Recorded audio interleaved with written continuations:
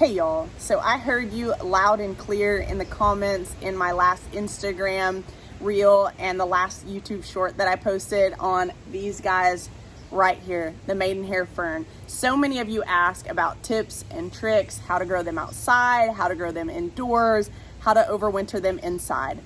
So I'll share at least what works for me, and then hopefully that will help you on your Maidenhair journey. But I want to start off by saying that I think Maidenhair ferns have a really bad reputation when it comes to being a finicky plant. I think they require a certain amount of things that are really, really simple to get right. And as long as you get those things right, they're going to thrive and just go absolutely crazy. So Maidenhair ferns, there are different types of Maidenhair ferns. There are southern Maidenhair ferns, there are northern Maidenhair ferns. So I would urge you to look at the tag on whatever Maidenhair ferns that you are purchasing and look at the zones. But most Maidenhair ferns grow in zones 3 through 8. So really, although they look delicate and people say they're finicky, they're actually not as bad as people lead them on to be. So let's just turn around and take a look at my Maidenhair ferns that I have out in the garden. We'll go over some tips and tricks, and then I want to show you a couple other things as well. One of those being my fiddle leaf fig, because I will be chopping that today as well. I have had a couple questions on that. I'm trying to get my fiddle leaf in a really good tree form. I want it to have more of an upper canopy than it has now. Right now it just has 2 offshoots because I did chop it last summer. And I grow fiddle leaves outside. They do so well for us outside, so I'll share with you a little bit on that as well. But let's just turn around and take a look at the Maidenhair fern. Okay, so I've said it in previous videos and I'll say it again. Maidenhair ferns are probably my #1 absolute favorite plant. I love the airiness that they provide. I love the dark black stems that they have, and I also love the chartreuse green that they produce on their new growth. So I think that one of the best all-time combinations is sun patience mixed with Maidenhair ferns. So this is a southern Maidenhair fern. There are so many varieties of Maidenhair ferns out there, but they're all beautiful in my opinion. Like this one over here. This is a northern Maidenhair fern, but you can see it's kind of like a hand. It has kind of fingers that protrude out, but still has those black stems characteristic of Maidenhair ferns. So before we get started on the tips and tricks, I want to show you a couple things. So #1, this guy right here, he is our new porch buddy. He catches a lot of flies. He is a permanent resident here until he decides that he would like to leave. But you can see here that the fiddle leaf has 2 offshoots. This thing is probably, I don't know, 12 feet tall. It's pretty large. But I chopped it last summer, you can see here, and it offshoots 2 main branches, and probably roughly here and here, or maybe a little bit lower. I'll be chopping those. You can also see we've had so much rain that I've had to tether them. The wind and the rain just kept blowing this whole tree over, and I was afraid it was gonna break. So I'll probably actually cut them closer to right here, and I'll probably try to propagate some of that growth up there. I know sometimes it's hard, but outside in these conditions, the humid, full shade area that this porch provides, these things grow really, really fast. So let's just jump back down here. Okay, so let's talk about this guy. This is a southern Maidenhair fern, and I think there are 3 very important things that allow you to have success when growing Maidenhair ferns. The first one of those being lighting requirements. Put your Maidenhair fern in full shade. Just do it. You don't want to risk direct sunlight on these. If this gets direct sunlight at any point during the day, especially with how hot it is, in the middle of the summer, at least here in zone 7, it's 100 degrees outside today, and it's roughly relatively 47% humidity. The humidity's been really high. We've gotten a lot of rain, and these are thriving. So the temperature doesn't bother them, and they absolutely love the humidity. But what they can't tolerate is direct sunlight. If these got direct sunlight for even a couple minutes, these would absolutely fry. While the plant itself is not delicate, the new fronds are extremely sensitive to direct sunlight. So just make sure, play it safe, put your maidenhair fern in full shade. Number 2 is moisture. So they like to be consistently moist. If you let them dry out, it is game over. It will be hard to get these to recover. So just make sure that you're putting them in a nice soil mix. Maybe mix some compost in there. You want your soil to consistently be moist but not soggy. Make sure that your pot has a drain hole, and then monitor the moisture level consistently. So I don't go more than 2 days without watering these, even if we've had some rain. They like to be consistently moist. Do not let them dry out.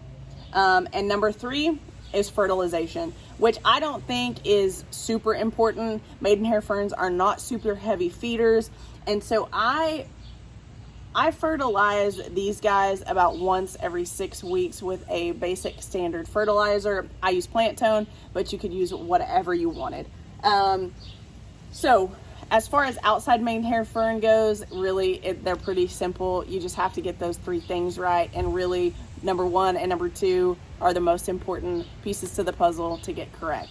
So let's now talk about indoor maidenhair ferns as houseplants, not overwintering, just indoor maidenhair ferns. So I'll just be honest, I don't recommend growing maidenhair ferns as houseplants. They're very finicky inside, and I'm pretty sure that's where they got that reputation from. They just require so much humidity to be happy that it's really hard to replicate that indoors. You could buy a humidifier, you could add water to a saucer below the plant, but if you're accurately able to replicate the amount of humidity that they need to be happy, you probably have a moisture or a mold issue in that room. So I've tried many times myself to grow these indoors, and I've never been successful for a long period of time. You can keep them happy for a little bit, but over time they just don't do well. They like a little bit of heat as well, and generally we keep our houses a little bit too cool for them, and the humidity is just not high enough. But if you were adamant about growing a maidenhair fern inside, this is what I suggest to give you your best chance. So number 1, I would put the maidenhair fern in a saucer. I would put pebbles in that saucer, and then I would add water to the saucer. What that will do is increase the humidity around the maidenhair fern. You could also add other plants around the maidenhair fern to keep it a little bit more humid. So that's one thing you could try. Number 2 is you could get a mister. This is what I use to keep my maidenhair ferns happy when I overwinter them inside for a short period of time. And I would just go in and just mist them consistently like this. But that is a little bit messy, and it tends to get on your table, it tends to get on your walls, or whatever that plant is around. Number 3 is you could get a humidity dome, but maidenhair ferns get quite large, and it's probably going to be pretty hard to find a humidity dome that size. And also, as far as lighting requirements go, you want them in a bright location, but again, no direct sunlight, even inside. What I would suggest if you're insistent on having a fern as an indoor houseplant, you could try a staghorn fern. So staghorn ferns do like humidity, and they do like moisture, but they're not as reliant on it. So they can take a little more drying out than the maidenhair fern can, and they're way easier inside. I grow maidenhair ferns inside, and they're one of the easiest plants that I grow as far as my houseplants go. So last but not least, let's talk about overwintering maidenhair ferns inside. So most maidenhair ferns are hardy, zones 3 through 8. Again, check your tag for your specific variety. And because we're in zone 7, they should be a perennial for us. However, our winters are so inconsistent here that I choose to just plant them in pots. That way I can ensure they're overwintered inside. Maidenhair ferns here for us are so expensive. A tiny plant will cost $20 to $25. So I don't want to lose any that I've put out into the landscape. Like, you know, the last couple years we've got down to -10. I think one year we got down to -15 in the recent past. and sometimes we have a mild winter. So I just don't like to take the chance. But what I will do is take them in the container that they're in. I put them out in our garage apartment. We have a concrete floor out there, so nothing can be harmed. I do put saucers on them, impervious saucers, so that water doesn't hurt the floor, even though it is concrete. I put them in front of the west facing door over there. I slide them back just a little bit to make sure that they don't get any direct sunlight.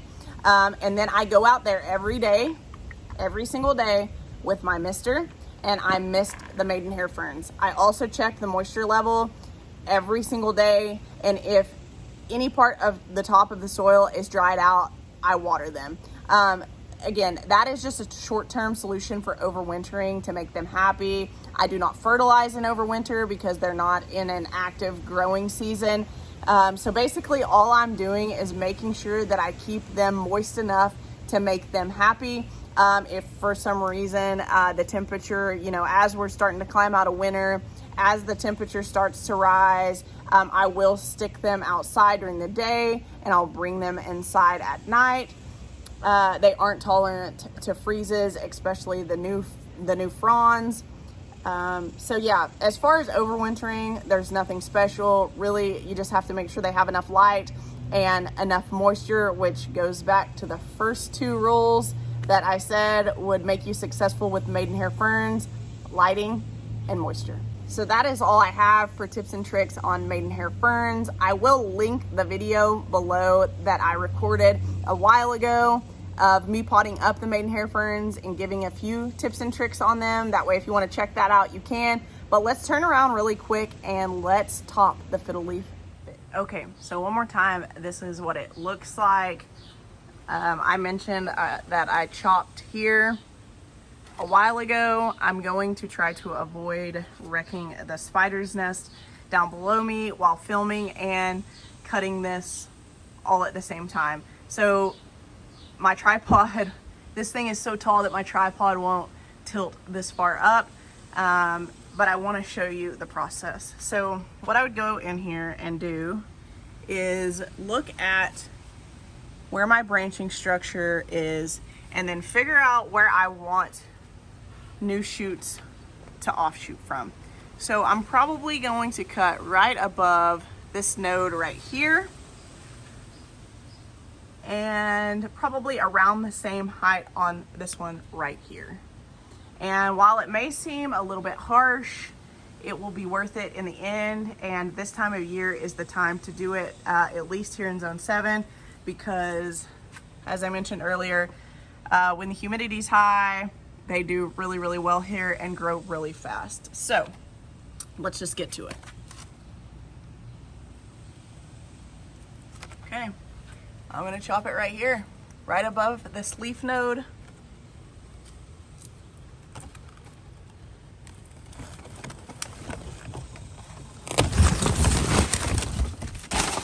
Okay, so it looks pretty harsh there. I'm gonna do the same thing to this one. While it looks pretty harsh right now, I will be glad that I did this.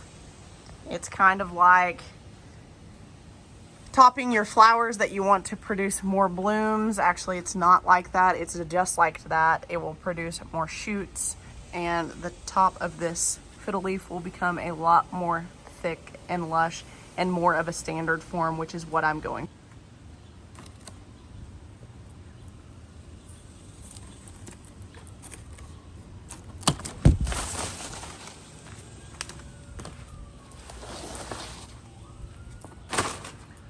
Okay, so there it is. This isn't a great cut right here, so I'll go down and potentially get a little bit lower. That one is pretty good there. But that's all you have to do is cut right above a leaf node, and it will, you can get very specific on what directions you want the new nodes and the new branching structure to come out, but really I don't care. I rotate this tree so that it really doesn't matter to me. But a new shoot will come off close to there. I should also mention that you can pinch new nodes that are coming off, like, let's look over here really quick.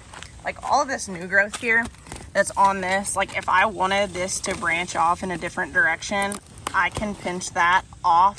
But essentially you're doing the exact same thing, just a lot higher up. And I wanted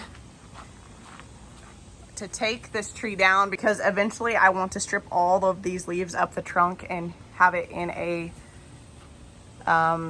standard form. So I wanted to lower this tree quite a bit to get the branching structure started at the right height that I wanted the actual trunk to be.